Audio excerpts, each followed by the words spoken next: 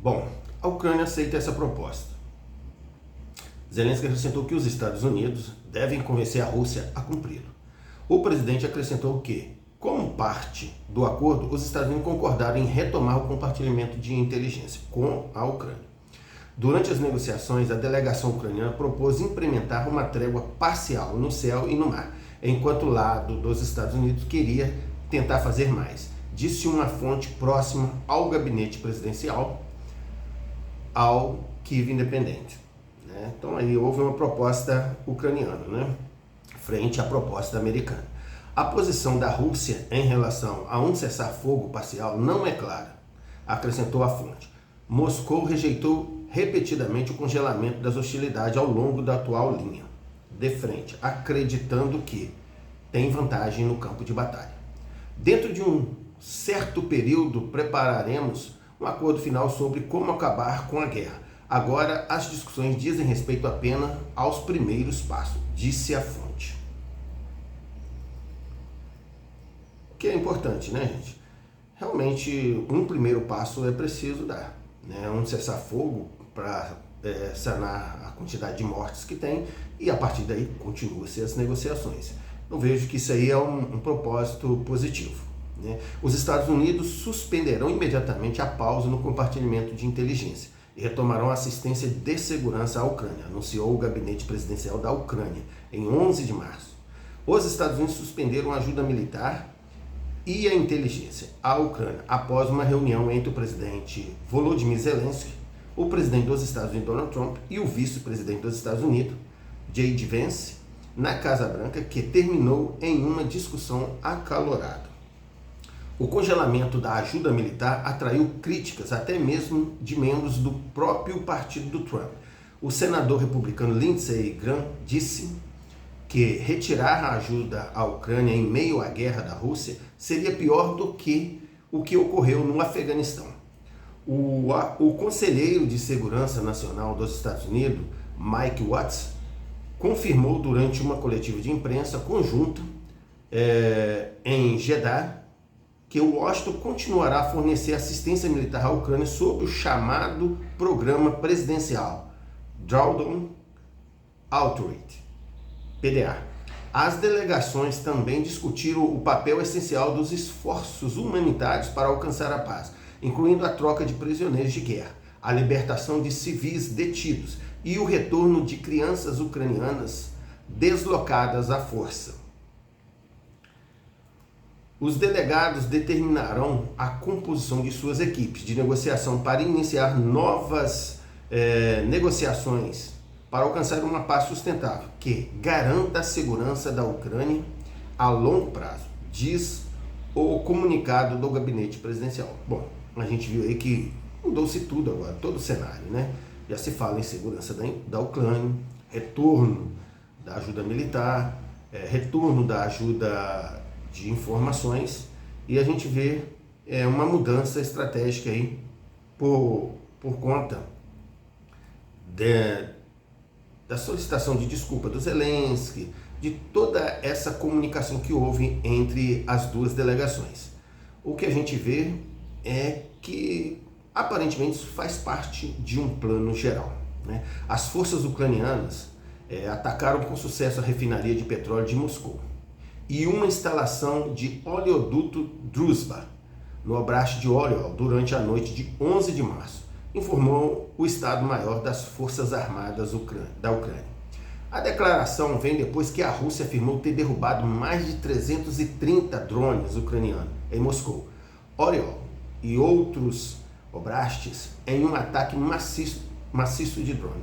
A gente viu vários meios de comunicações aí, de mídia, dizendo que foram mais de 500 drones. E alguns meios dizem em torno de 300 e pouco, 350 drones, E não sabe qual que está falando a verdade, quais os meios de comunicação estão falando a verdade. O ataque foi realizado pelas forças de sistema não tripulados da Ucrânia em cooperação com o Serviço de Segurança da Ucrânia, SBU, e a Inteligência Militar, HUR, disse o Estado-Maior.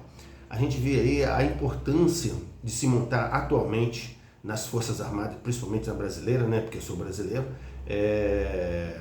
um batalhão de sistema, né, não tripulados, porque as guerras do futuro com certeza contarão massivamente com sistemas não tripulados, seja eles no ar, na terra e no mar, né? Esses sistemas serão o futuro, né? A declaração vem depois que a Rússia afirmou ter derrubado mais de 330 drones. O ataque foi realizado pelas forças do sistema, como a gente viu. A operação atingiu vários objetos estratégicos russos, permitindo uma agressão armada contra a Ucrânia, que permitia uma agressão armada contra a Ucrânia, disseram os militares. A Ucrânia tem repetidamente alvejado instalações industriais e militares na retaguarda da Rússia, para minar a capacidade de Moscou de travar sua guerra.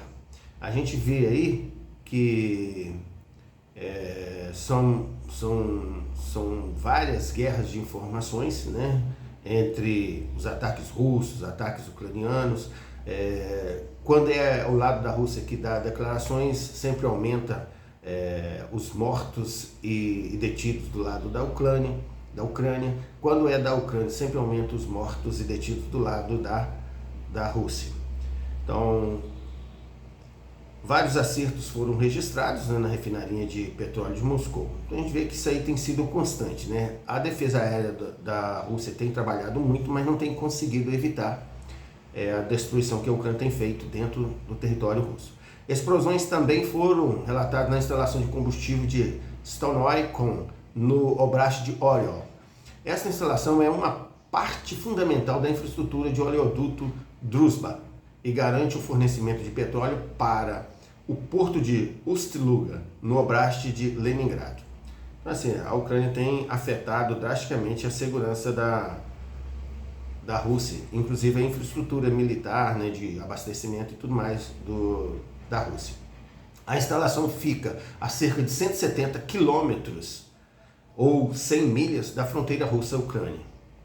O Ministério da Defesa da Rússia afirmou que suas forças interceptaram um ataque maciço de 337 drones ucranianos em várias regiões, incluindo 91 sobre o Oblast de Moscou, 126 sobre o Oblast de Kursk, 38 sobre o Oblast de Bryansk, 8 sobre o Oblast de Oriol e outros sobre as regiões de Belgorod, Ryazan, Kaluga, Lipsk, Voronezh, Nizhny e Novgorod. Isso marcaria o ataque de drone mais extenso da Ucrânia contra Moscou e a Rússia durante a guerra em que travou de grande escala.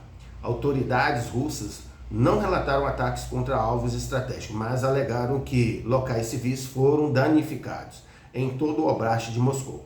3 pessoas foram supostamente mortas por destroços de drones, enquanto 18 ficaram feridos, afirma Moscou. Moscou não é um bom exemplo para reclamar de ataque a civis, não.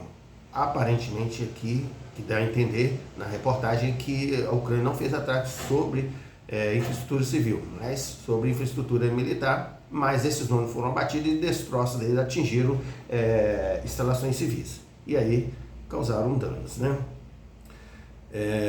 Os militares ucranianos disseram que têm informações detalhadas sobre as instalações estratégicas que permitem a agressão russa e aderem às normas de direito internacional humanitário e tomam medidas para proteger a população civil o máximo possível. A gente sabe que numa guerra é difícil de proteger a instalação civil, mas a gente vê que eles têm feito de tudo para proteger.